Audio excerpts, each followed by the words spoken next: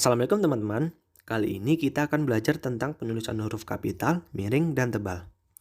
Pada kesempatan ini, saya akan menjelaskan tentang pengertian huruf kapital, miring, dan tebal. Untuk yang pertama yaitu huruf kapital.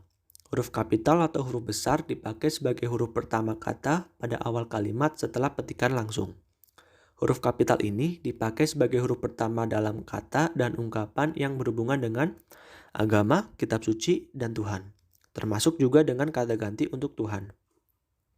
Untuk yang kedua yaitu huruf miring. Huruf yang tercetak miring dalam terminologi tipografi disebut dengan italik. Huruf italik ini biasanya digunakan untuk memberikan penekanan pada sebuah kata. Di samping itu, huruf-huruf ini juga dipakai untuk menunjukkan istilah atau kata yang berasal dari bahasa asing. Yang terakhir yaitu huruf tebal. Huruf tebal dipakai untuk menegaskan bagian tulisan yang sudah ditulis miring. Misalnya, huruf DH seperti pada kata Ramadan tidak terdapat dalam ejaan bahasa Indonesia yang disempurnakan. Pada bagian ini saya akan menjelaskan pengertian penggunaan huruf kapital. 1. Huruf kapital dipakai sebagai huruf pertama awal kalimat. 2. Huruf kapital dipakai sebagai huruf pertama unsur nama orang, termasuk julukan. 3. Huruf kapital dipakai pada awal kalimat dalam petikan langsung. 4. Huruf kapital dipakai sebagai huruf pertama setiap kata nama agama, kitab suci, dan Tuhan, termasuk sebutan dan kata ganti untuk Tuhan. 5A. Huruf kapital dipakai sebagai huruf pertama unsur nama gelar kehormatan, keturunan, keagamaan, atau akademik yang diikuti nama orang, termasuk gelar akademik yang mengikuti nama orang. B.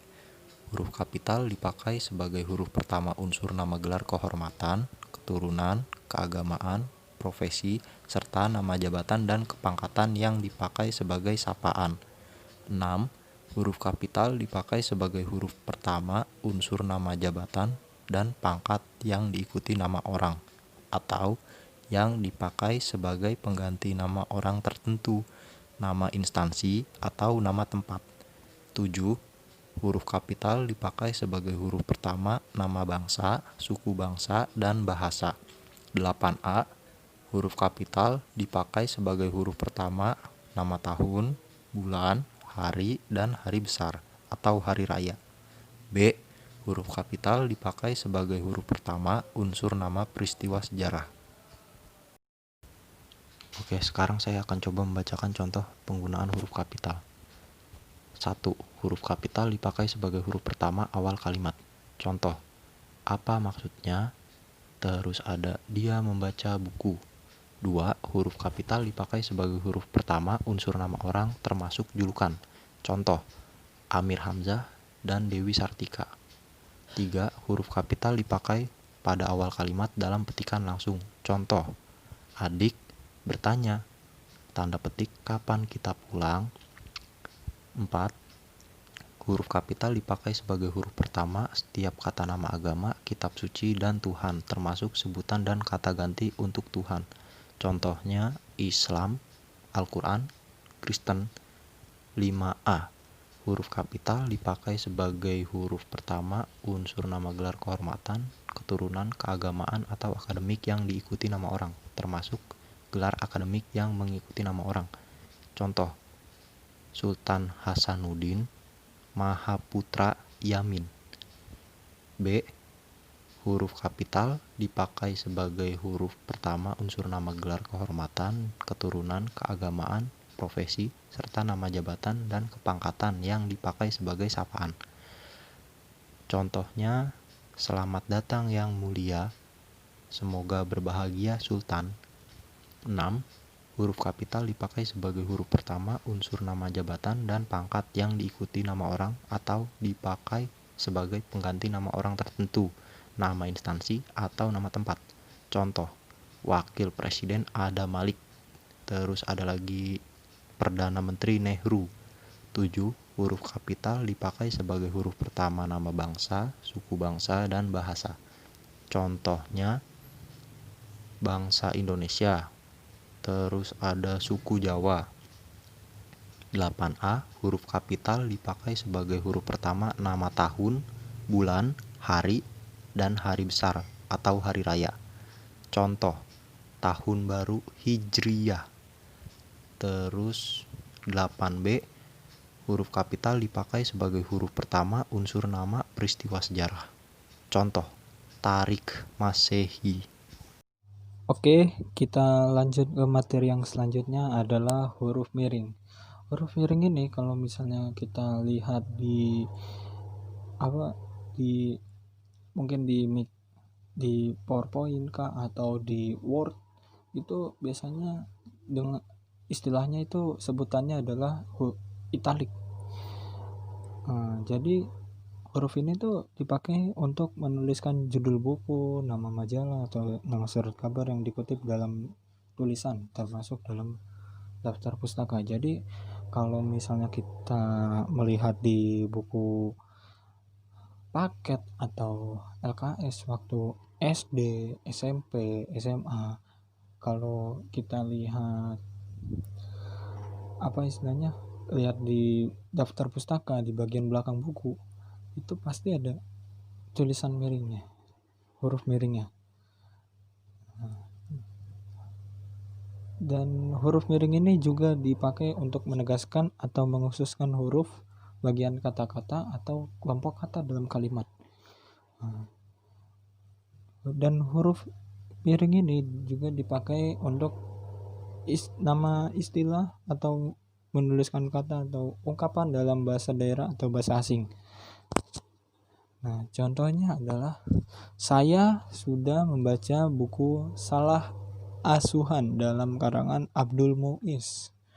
Jadi yang huruf miringnya ini adalah salah asuhan.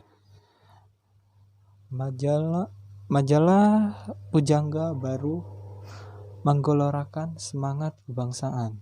Jadi yang huruf miringnya itu adalah Pujangga baru.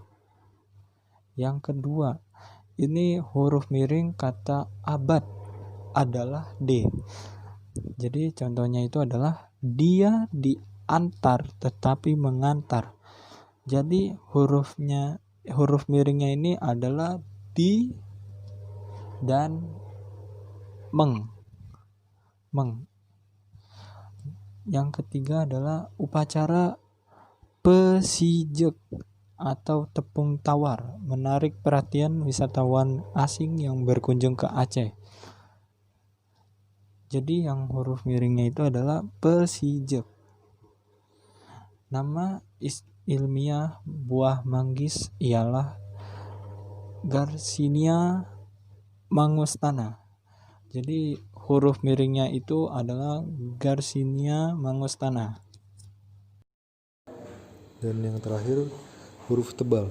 Huruf tebal dipakai untuk menegaskan bagian tulisan yang sudah ditulis miring. Dan huruf tebal dapat dipakai untuk menegaskan bagian-bagian karangan seperti judul buku, bab, atau subbab. Berikut contoh huruf tebal. 1. Huruf DH seperti pada kata Ramadan tidak terdapat dalam ejaan bahasa Indonesia yang disempurnakan. 2. Kata et dalam penggunaan ora et labora berarti dan. Berikut latar belakang dan masalah. Kondisi kebahasaan Indonesia yang diwarnai oleh satu bahasa standar dan ratusan bahasa daerah, ditambah beberapa bahasa asing, terutama bahasa Inggris, membutuhkan penanganan yang tepat dalam perencanaan bahasa. Agar lebih jelas, latar belakang dan masalah akan diuraikan secara terpisah seperti tampak pada paparan berikut. Poin 1. Latar belakang.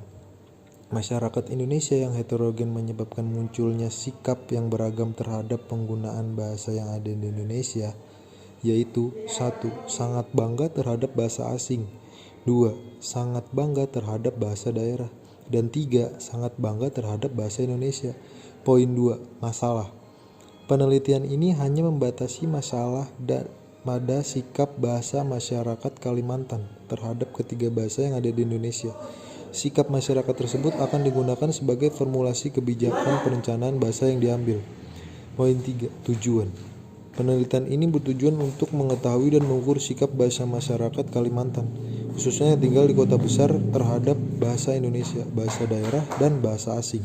Jadi kesimpulannya, masih banyak di antara kita yang salah dalam penggunaan huruf kapital, huruf bercetak miring, dan huruf tebal. Nah, jadi sekarang sudah tahu kan bagaimana penggunaan huruf kapital, huruf yang dicetak miring, dan huruf tebal yang benar. Nah, jangan diulangi lagi ya kesalahannya. Terima kasih telah menonton video ini.